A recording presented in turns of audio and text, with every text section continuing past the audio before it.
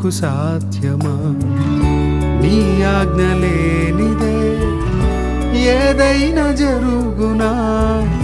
నీ కంచె దాటగా శత్రువుకు సాధ్యమా? మా దేవా నీవే మా తోడుంటే అంతే చాలును. అపవాది తలచిన కీడులన్నీ మేలైపోవును. మా దేవా నీవే మా తోడుంటే అంతే చాలును.